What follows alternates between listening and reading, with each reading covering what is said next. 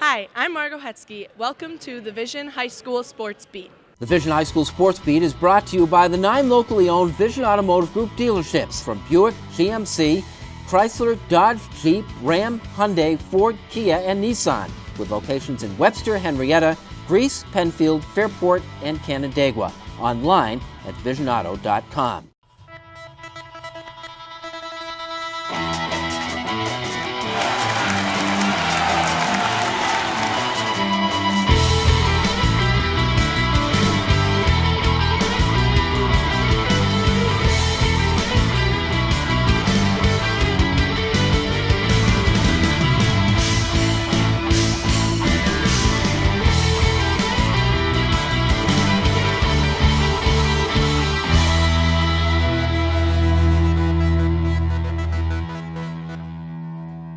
Hello everyone, and thanks for joining us at the Vision Automotive Group's High School Sports Beat. I'm Bill Pucko.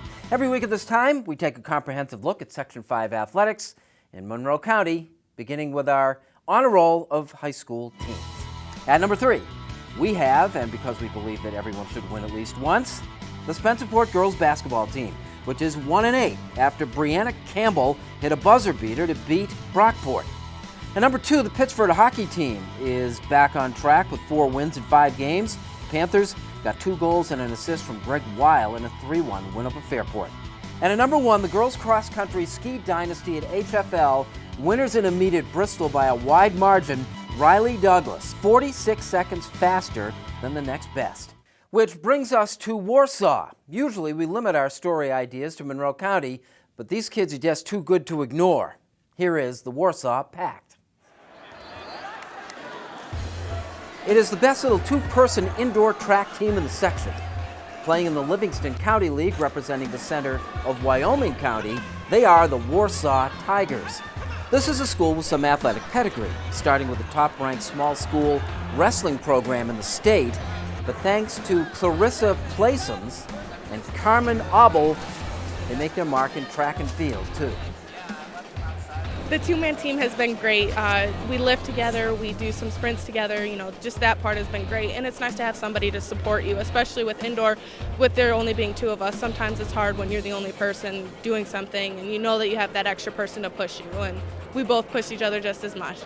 Plaisons, a 4-year varsity performing senior, was 2nd in the triple jump and 4th in the high jump and ran the 55 for lack of anything better to do.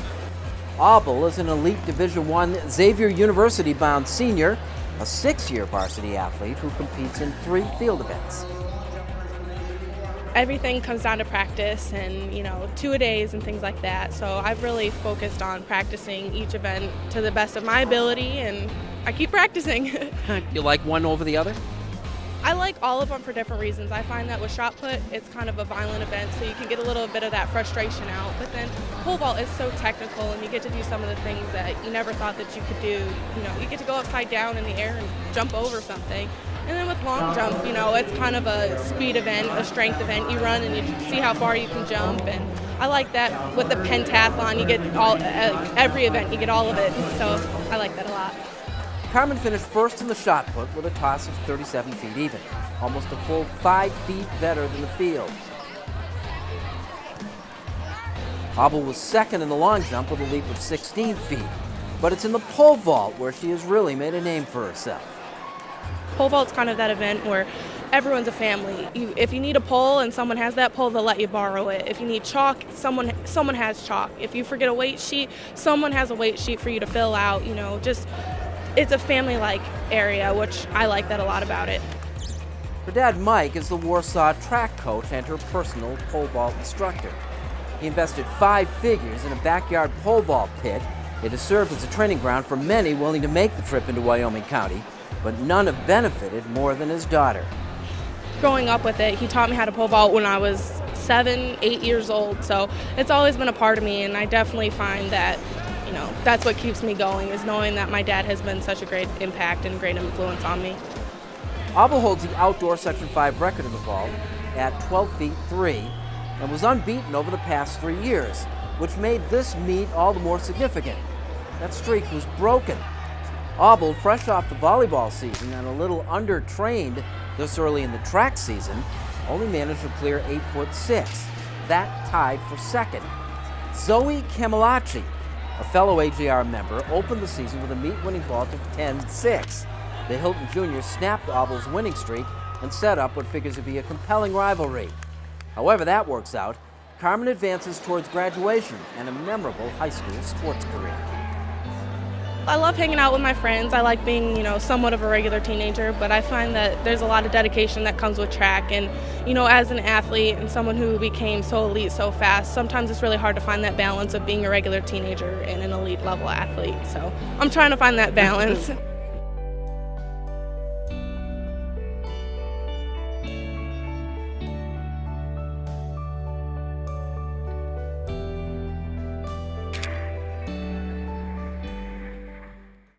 Carmen added a full foot to her vault at Hobart last week, but Camilacci won again. When we return, Kim is here with our Vision Making the Grade nominee, and later on, wrestling and a middleweight rematch in our ESL Scholastic Spotlight. Hi, I'm Lucky Edwards. You're watching the Vision's High School Sports Beat. The Vision High School Sports Beat is brought to you by ESL Federal Credit Union. For more than 90 years, ESL has been investing in the region where we live and raise our families through personal banking, business banking, and wealth management. With ESL's shared commitment to the community and support for local sports and family events, everyone wins. ESL answers to you. Welcome back, and thanks for watching the Vision Automotive Group's High School Sports Beat. I'm Bill Pucko. This portion of the Sports Beat is brought to you by ESL Federal Credit Union. ESL answers to you. Time now for our honor roll of high school athletes. Our top three. At number 3, we have Jeff Swagler of East Rochester, an alpine skier. Jeff finished first and second in the 2 giant slalom races at Bristol last week. He is a one-man team, the only bomber skier. At number 2, Paul LaRue of the Victor Swim Team, swimmer of the meet in the Jim DeWitt Invitational in Newark. Paul won 2 races, the 200 IM and the 100 breaststroke, while participating on 2 winning relay teams that both registered new pool records in Newark. And at number 1, Emily Notabart of Gates Chilai, a bowler that we profiled earlier this year. Emily rolled a 5:48 two-game series. Those are bowling scores of 279 and 269 back-to-back. That's a new Monroe County League record. Which brings us to Canandaigua and a middleweight wrestling rematch. It's in our ESL Scholastic Spotlight. They met in the semifinals of the Monroe County Championships last month, and that time, Canandaigua's Vinny Romero prevailed over Webston's Ian Salathiel on his way to the county crown at 145 pounds. Their rematch in the Robert Bradshaw tournament in Canandaigua is the second in a likely 4 times the 2 seniors will square off this year. It's hard sometimes when you have to wrestle someone multiple times to try to keep their mindset and not think about, well, I beat him once, I'm going to beat him twice. You got to take each match separately and just wrestle one period at a time, and hopefully he'll do that and he'll be fine, I think. Vinny competes under the watchful eyes of his coach and father. It's fun to be able to enjoy something that I really, it's been a big part of my life, and I love it, and I enjoy being able to share that with him. So. Are you glad you got a wrestler out of the bunch? Oh yeah. And my older son Ryan, he did wrestle a little bit modified, and he just smiled too much. Does he get on you at all? I mean, is there anything that he does different with you maybe than he does with any of the other guys? Maybe a little bit, but at the end of the day, he's my dad too, so he loves me just as much as any other kids on his team. Do the results show up at the dinner table? Yeah, the results show up at the dinner table. As long as, no matter what happens, he's proud of me.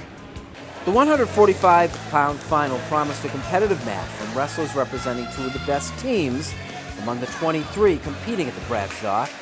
Aggressive is the word of the day. I'm going to be more aggressive, definitely in the first period. Go look for the first takedown, and then just keep being aggressive coming at him. If it's aggression versus aggression, who wins?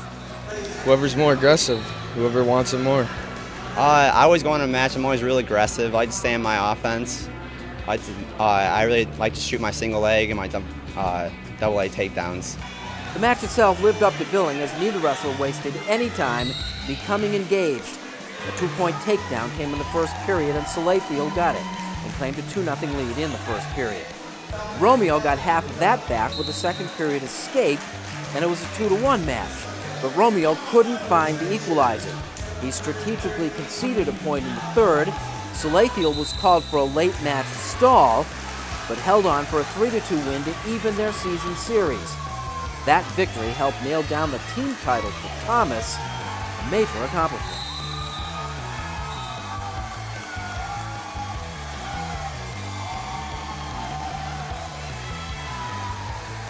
That tight group of the best teams in the sections. It's a tough group to crack, but it seems like you're doing it. Well, to be honest, our league is really tough. We still got to wrestle Fairport, Penfield, and Henrietta, all real tough teams. I mean, that's we could win one, we could win none. I mean, it's up how the guys wrestle that day. That's how good the Monroe County area is. You know, it's very, very competitive.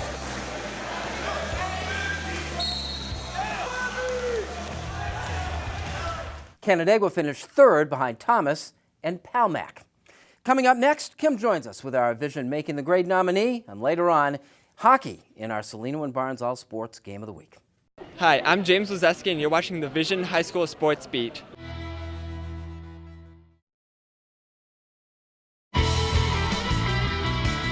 Welcome back to the Vision Automotive High School Sports Beat. I'm Kim Burnson. Making the Grade is brought to you by the 9 locally owned Vision Automotive Group dealerships, proud to be Rochester's #1 selling automotive group. This week, we head out to Hilton, where Dylan Philman is making the grade. It's easy to spot Dylan out on the playing field. As a sophomore, his athletic talent and hard work have earned him the role of starting running back on Hilton's varsity football team. What also makes him stand out at times is his wide variety of colorful athletic socks that he likes to wear in practice, but tones down for games. Dylan will participate in track this spring, where he runs the 100-meter, 200-meter, and 4x100-meter relay race. Aside from being a student athlete, he acts as a role model and academic mentor to 3rd and 4th grade students in the classroom where his mom teaches. He frequently visits their classroom, helping the students with schoolwork and engaging in outdoor activities with them during recess. Dylan is currently taking multiple AP courses as a sophomore and will be eligible for National Honor Society next fall. For his outstanding grades and excellent role model qualities, Dylan Philman is making the grade. If you have an idea for our Making the Grade segment, a team or individuals making contributions off the playing field, you can contact us at info@classywolf.com. I'm Kim Burnson, and here's Bill with a look at our Section 5 calendar. Here are some Section 5 events you might want to consider taking in this week. In terms of scope, bowling owns the spotlight. The annual Martin Luther King High School Challenge features 40 bowling teams, boys and girls at Clover Lanes. Action begins at 9 a.m. Monday and goes all day. On Tuesday, it's difficult to imagine anyone challenging that Greece Athena boys basketball team, but Hilton might. The Cadets have home court and a 6-3 record, but the Trojans won the first game between these two by 35. We're predicting this one will be closer. Saturday wraps up the sports week with, weather permitting, a Nordic ski meet at the Barker Road Middle School in Pittsford. HFL is not invited, so somebody else will win the girls' division title. Just some of the events coming up on the Section 5 calendar this week. Coming up next, hockey from Lakeshore in our Salino and Barnes All Sports High School Game of the Week. Hi, I'm Brayton Brusha, and you're watching the Vision High School Sports Beat. The Vision High School Sports Beat is brought to you by Salino and Barnes. Car accident? Don't wait. Call 888-8888. Call Salino and Barnes today. Welcome back to the Vision High School Sports Beat, everyone. I'm Bill Pucko. This portion of the Sports Beat is brought to you by Salino and Barnes, your personal injury attorneys. The hockey in Section 5 is pretty good this year. Irondequoit and Aquinas are not only two of the best in this area, they are ranked number 1 and 2 in Division II in the state. They squared off in our Salino and Barnes All Sports High School Game of the Week. Here's Dan Fates.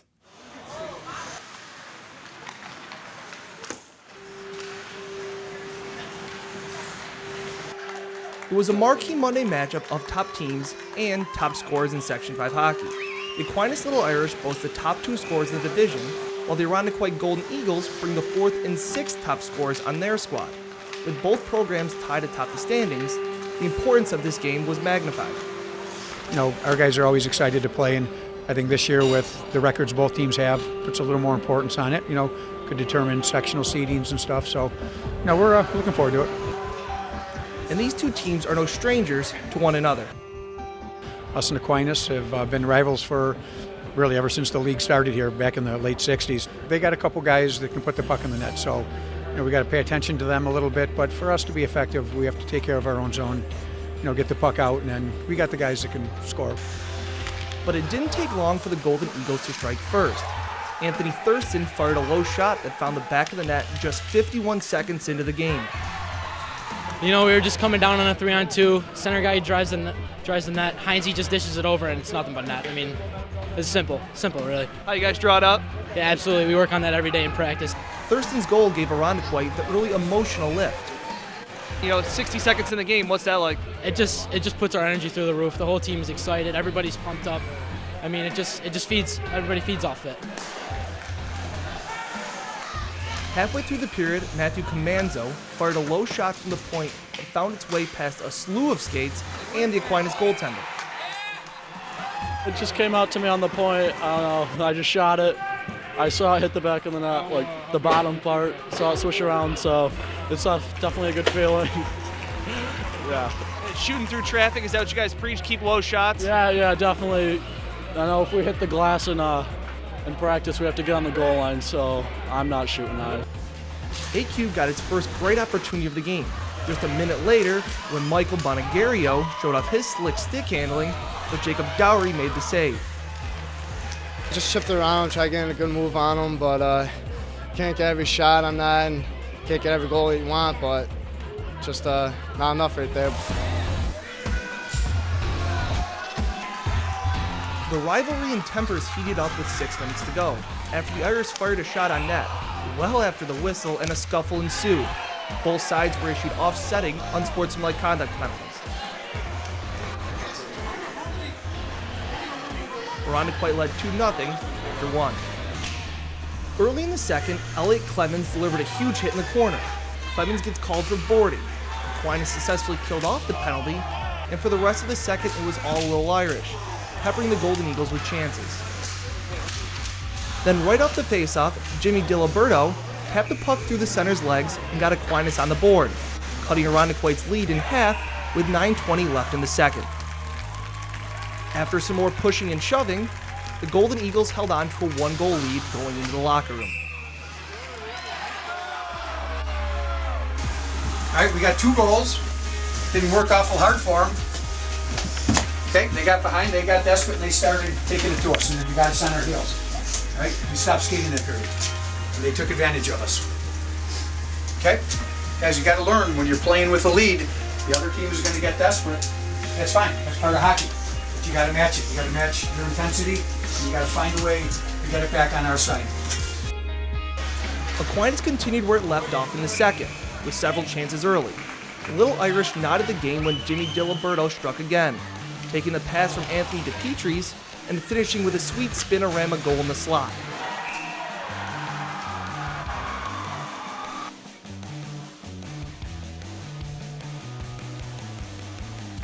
The game wasn't tied for long. Connor Hayes picked the top corner for Irondequoit to regain the lead with 9:35 left.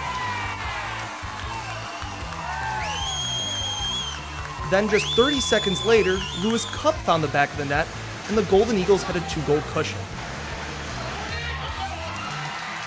That was crazy. We were going nuts on the bench, and it gave us a lot of momentum to get that next goal. The Golden Eagles added another goal late and cruised to a 5-2 victory. It's one game, you learn that if you don't bring your game and you're not ready to play from the very beginning, when you drop the puck, good things don't happen. Score didn't go the way you wanted to, but what can you guys take away from this game? I think we can learn a lot, learn from our mistakes, and then come back. Next time we play them, we'll be ready and play harder. For Division High School Sports Beat, I'm Dan. They play again February the 4th. We want to thank our Sports Beat sponsorship partners, Rosselino and Stephen Barnes, your personal injury attorneys, ESL Federal Credit Union, ESL answers to you, and the 9 dealerships in the Vision Automotive Group. They all make the Sports Beat possible. Thanks for joining us. We'll see you next week.